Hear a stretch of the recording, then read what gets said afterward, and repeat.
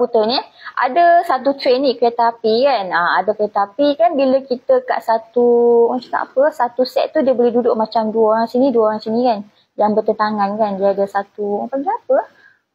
Set kau benda lah yang satu bilik tu. Boleh duduk sini dengan sini. Lepas tu tepi ni ada tingkap kan. Dia dua orang.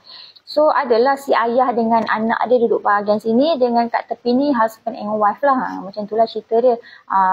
Lepas tu si ayah ni, anak dia ni besar lah. Macam umur 20-an macam tu lah, dah besar lah. Memang dah besar. Tapi sikap anak ni macam pelik sikit. Sebab dia cakap, bila dia tengok kat luar tingkap tu, bila budak ni tengok kat luar tingkap, ayah, awak tu ikut kita lah. Perangai dia macam kebudak-budakan. Budak-budak yang baru nak membesar.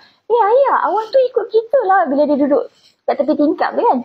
Ayah, pokok tu bergerak lah. Ayah dia macam excited sampai dia tak boleh nak tahan. Suami isteri ni, si isteri lah yang lebih tak boleh nak tahan tu kan.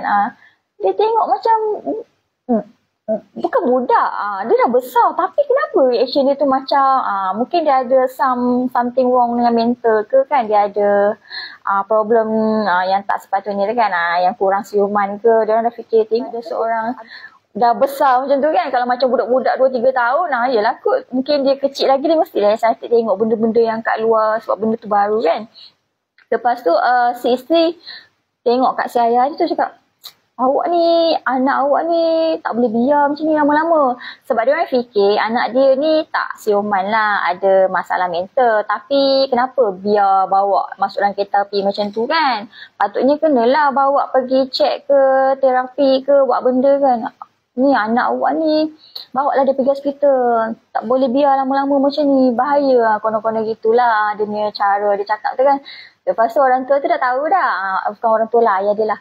Ayah dia dah tahu dah maksud si perempuan ni. Sebab dari tadi tengok nenek-nenek macam dia macam pelik sangat tengok perangai anak dia. Dia faham lah. Dia cakap, bagi dia memang patut pun perempuan tu fikir gitu. Yelah anak dia dah besar. Tengok macam tu macam budak-budak, excited sangat kan. Lepas tu dia cakap lah kat si wife tu, tak, anak saya ni okey je sebenarnya. Kita orang baru, memang betul kita orang baru je balik daripada hospital. Memang kita orang baru balik daripada hospital sebab kita baru jalani pembedahan mata anak saya ni. Dulu dia buta, kita baru dapat penderma.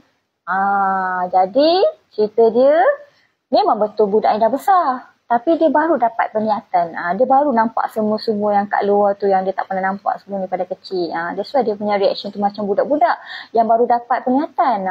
Dia baru dapat lihat benda-benda ni. Tengok awan, tengok pokok, tengok tasik, tengok burung-burung. Sebab tu dia excited sangat. Ya, nenek.